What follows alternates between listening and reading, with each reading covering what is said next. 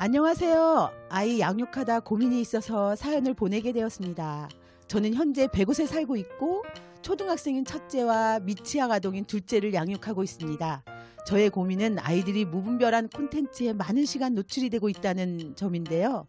스마트폰 없이는 못 사는 큰애 때문에 걱정입니다. 아이들에게 스스로 조절하는 능력을 길러줘라 라는 말이 많이 들었는데요. 여러 전문가분들의 영상들도 많이 보았습니다.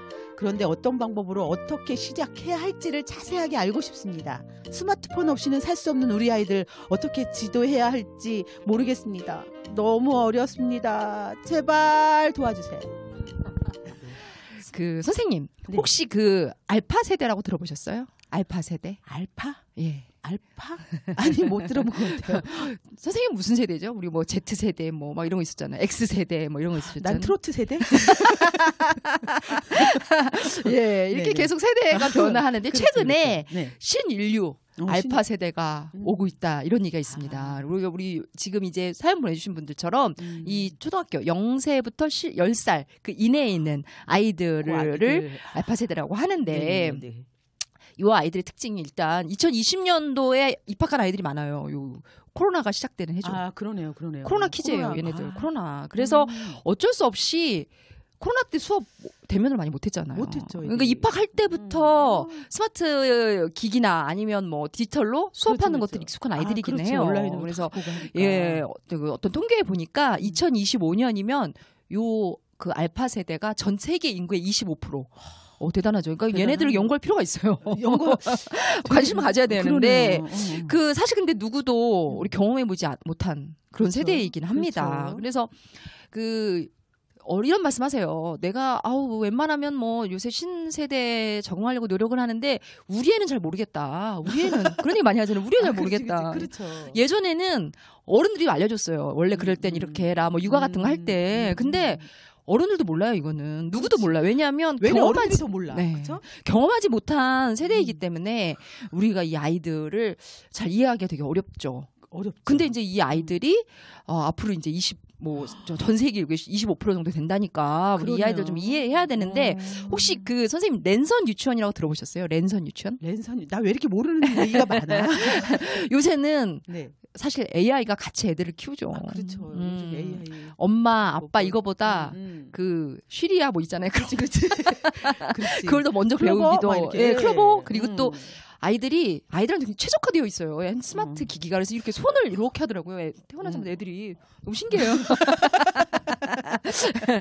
그래요. 이게 직관적인 시스템으로 되어 있어요. 스마트폰이. 그렇죠. 그래가지고 유목학습자라는 표현도 해요. 유목민. 떠다니면서 뭐 자기가 필요한 것만 보기도 하고.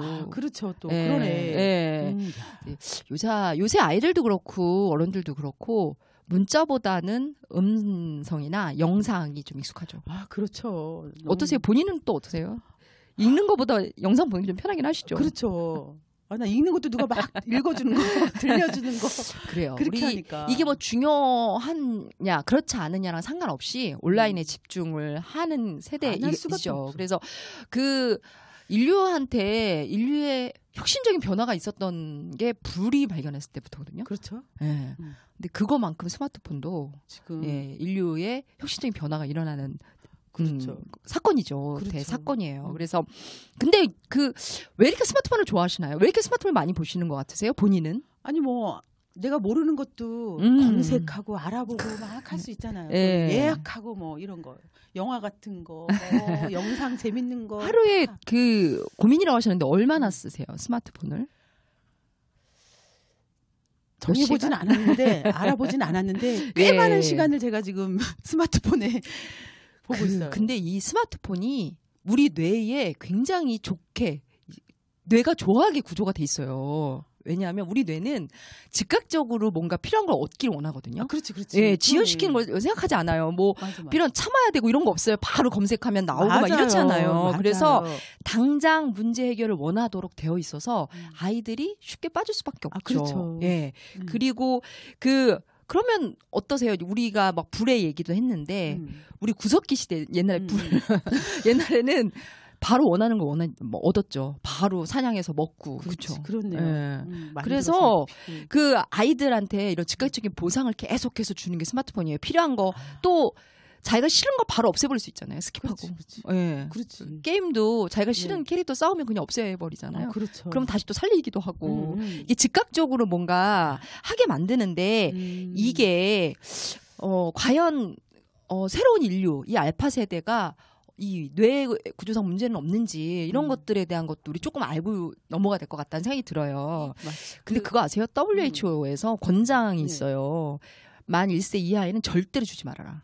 그치. 예. 그리고 2세 이하에는 가능하면 주지 말아라. 그 정도로 이게 나쁜데 그 나쁜 이유를 말씀드릴게요. 네. 혹시 팝콘 뇌라고 들어보셨어요? 팝콘? 그 강한 자극에만 반응하는 뇌를 팝콘 뇌라고 그래요. 그래서 요새 아이들이 영상에 굉장히 많이 노출되어 있잖아요. 그렇죠. 그러니까 이 뇌의 구조가 문제가 되고 있는데 이걸 요새 최근에는 이제 뇌에 흐르는 이런 것들을 영상으로 다 찍거든요. 그래서 이제 뇌과학에서 이런 것들을 입증을 하는데 혹시 그 뇌에 전두엽, 축두엽, 후두엽이 있다는 거 아시나요? 네네, 그렇죠. 예, 그 역할이 다 다르거든요. 이제 전두엽은 어떤 역할을 하냐면 감정이나 또 그런 지적 능력 이런 것들을 하거든요. 그리고 축두엽은 언어 능력에 관장을 하고요. 후두엽은 시각적 능력을 체크하거든요. 근데 스마트폰을 자주 사용을 하다 보면 이 후두엽만 발달을 하게 되니까 이게 점점 스마트폰에 장기간 노출이 될수록 아까 말씀드린 것처럼 전두엽이 그 MRI 사진을 찍어보면 전두엽이 점점 굳어지는 걸 볼 수가 있고요. 활성화되지 않는 걸 볼 수가 있어요. 무서워요. 네. 그래서 이 뇌에도 굉장히 많은 영향을 미치는데 그 집중력이 굉장히 저하되겠죠. 근데 사실 이제 스마트폰을 보면 애들이 굉장히 집중하고 보는 것 같잖아요. 집중하죠. 눈이 막 그냥 아주 고정돼가지고 입지 약간 벌리고 이렇게. 그렇지. 그죠. 가짜 집중력이거든요. 가짜 집중력. 그래서 그때 이제 거의 이제 어떻게 보면 뇌가 멈춰 있는 상태라고 해도 과언이 아니거든요. 그러겠네. 실제로 스마트폰을 20분간 활용하게 하고 지능 검사를 하면은요, 15점 정도 점수가 떨어진대요. 지능 점수가. 예. 어떡하면 좋아. 근데 사실 이 창의력은 멍 때리고 있을 때 나타나는 거거든요. 근데 그런 멍 때림하고는 다른 거죠. 그래서 아이들이 이제 이런 신경망도 가지치기를 하거든요. 그래서 불필요 사용하지 않는 건 점점 없어지는 거예요. 그래서 이 시냅스가 이제 뇌에 이것들을 이동하는 거잖아요. 그런 것들이 뇌가 아무튼 그쪽이 이제 전두엽이 이제 손상된다고 보는 거죠. 그래서 아이들이 분노 조절도 잘 하지 못하고, 아까 감정을 가난한다고 했잖아요. 그래서 그 디지털이나 스마트 기기에 많이 노출된 아이일수록 분노 조절이 잘 안 된다던가 감정 제어를 좀 못하는 경우가 많죠. 이게 뇌가 자라는 절대시기라는 게 있잖아요. 그렇죠. 예, 아까 우리 질문하신 분이 말씀하신 이 시기 10세 이전에 12세 이전에 사실 완성이 되거든요. 근데 아이들이 그때 이미 불필요한 것들을 없애버리면 뇌 기능이 우리가 생각하지 못하는 인류가 또 나오는 거죠. 그렇죠. 네, 그래서 이거에 대한 그런 문제 의식을 부모님 먼저 갖고 계시는 게 중요할 것 같아요. 이거를 뭐 사용하게 하느냐, 사용하게 하지 않느냐의 그런 논란보다는 일단 이게 이렇게 우리 아이의 지능 발달에 문제가 있다는 걸 알고 계시면 좋을 것 같아요. 예, 지능, 정서 뭐 다 학습에도 문제를 많이 일으켜요. 예, 읽기 능력이 굉장히 떨어지거든요. 우리나라 학생들이 굉장히 우수하고 또 교육열이 높고. 또 이제 바깥에 보면 논술학원 그렇게 많잖아요. 그렇죠. 근데 읽기 능력이 많이 떨어지는 걸 보면 이게 스마트폰이 단순하게 뭐 습관을 해치고 이런 거 이상의 문제는 있는 것 같다는 생각이 듭니다. 예. 그럼 어떻게 해야 되나? 그러니까요. 어떻게 해야 되나요? 어떻게 해야 돼요? 예. 나도 알고 싶어요. 진짜. 보면 요새 아이들이 그 학교에 선생님들이 하는 말인데 자기 의견을 잘 얘기한대요. 요새 사람들이. 요새. 예. 그렇지. 그런데 말을 잘 안 듣는데요. 상대방의 말은 잘 듣지 이기적인 못해요. 거잖아요. 그건. 쌍방 소통을 못하는 거죠. 그 쌍방향 소통법을 잘 모르는 거죠. 아이들이 그냥 일방적으로 계속 노출만 하지 이것들을 구분하지를 못하는 거잖아요. 일방적으로 보기만 해서. 그렇죠. 자기 생각에 대해서 그냥 얘기만 하지 필요하다고 생각하지 않는 건 듣지도 않아요. 그래서 그냥 넘겨버리는 거죠. 그래서 이제 이런 것들이 그 문제인데 일단 스마트폰을 안 줄 수는 없어요. 왜냐하면 우리가 이제 칼이 인류한테 왔을 때 잘못 쓰면 흉기지만 그렇지. 잘 쓰면 창조의 도구잖아요. 스마트폰을 사용하게 하지만 중간중간 환기 시간을 가져야 될 것 같아요. 어린 나이일수록. 예를 들면 질문을 자꾸 하는 거죠. 쌍방향으로 느낄 수 있게. 근데 애가 스마트폰 보고 있는데 말 시키면 애들이 말. 그래도 그렇게 중간중간에 계속 길게 보지 않도록 잠깐 멈추게 하고 엄마가 물어보는 거죠. 어떤 내용이었는지, 어떤 대화 중에 재밌는 게 뭐였는지, 어떤 게 재밌는지 아이가 이제 생각을 잠깐 할 수 있는 시간을 주는 게 필요할 것 같아요. 생각해 보니까 애들이 TV 볼 때는 숙제 얘기를 할 수 있잖아요. 뭐 재밌다, 저 사람 괜찮다, 이 내용이 이렇다 이런 얘기를 할 수 있는데 스마트폰 할 때는 내가 물어보거나 아이들도 나한테 얘기하거나 이런 적이 없었던 것 같아요. 그러니까 상호간에 그게 있을 수가 없네요. 스마트폰. 근데 사실 그게 아이들의 문제만은 아니죠. 내 문제예요. 내 문제 얘기한 거예요. 부모님이 먼저 스마트폰을 활용하는 게 어떤지 자기 점검이 좀 필요하실 것 같아요. 엄마 너무 어려워요. 그럼 맞아요. 하고 그래서 같이 가족끼리 이 스마트폰을 사용하지 않는 시간을 정한다든가 스마트폰 없이 대화하는 시간을 좀 갖는다든가 이럴 필요가 좀 있습니다. 그래서 억지로 말릴 수는 없고요. 결국은 아이들이 스스로 옳고 그른 것들을 잘 판단할 게 필요하잖아요. 그렇죠. 필요하죠. 네, 그래서 그런 기회를 줄 필요가 있죠.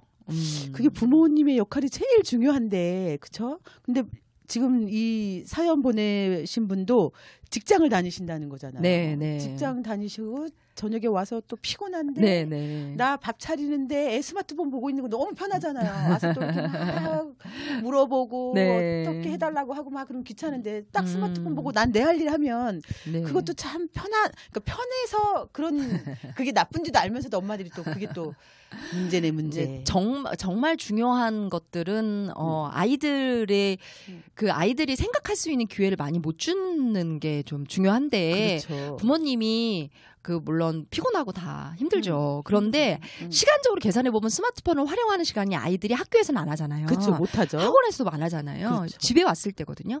그때 아이와 대화할 수 있는 시간을 좀 갖는 것이 좋을 것 같다는 생각이 좀 듭니다. 그러니까 재밌는 대화거리를 만드나? 맛있는 간식거리 먹으면서 재미 없어도 되는데 그냥 아이의 일상에 대해서 귀 기울여주고 서로 대화하는 시간을 가질 수 있었으면 좋겠다는 생각이 좀 듭니다. 그렇죠. 예.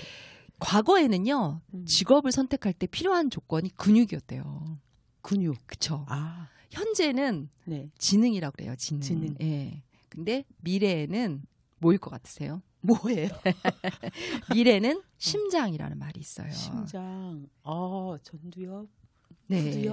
그 관계 형성을 잘하는 아이들이 결국은 미래의 리더가 될 수 있거든요. 그렇죠, 그건. 그래서 감성이 어디서 오느냐, 관계 형성이 어디서 오느냐, 상대방과 소통하는 데에서 오거든요. 소통. 중요하네요. 예. 그 AI가 일자리를 다 뺏을 거란 얘기도 하잖아요. 지금 많이 또 뺏긴 그런 업소도 있어요. 예.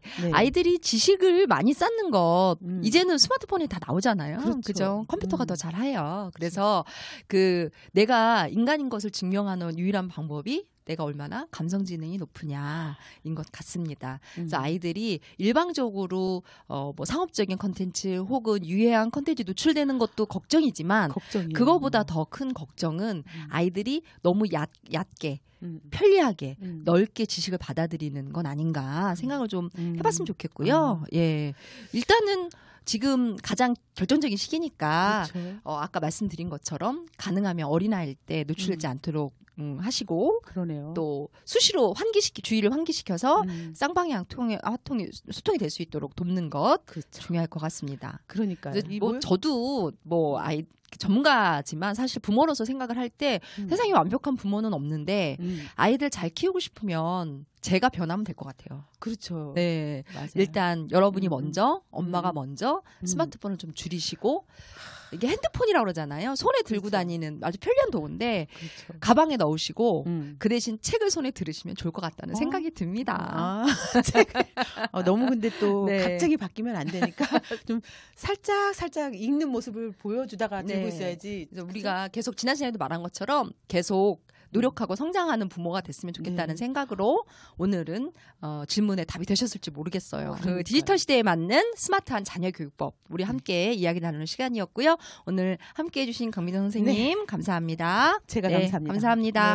다음 시간에 또 함께 하도록 하겠습니다. 구독, 좋아요 잊지 마세요. 누르세요. 감사합니다. 감사합니다.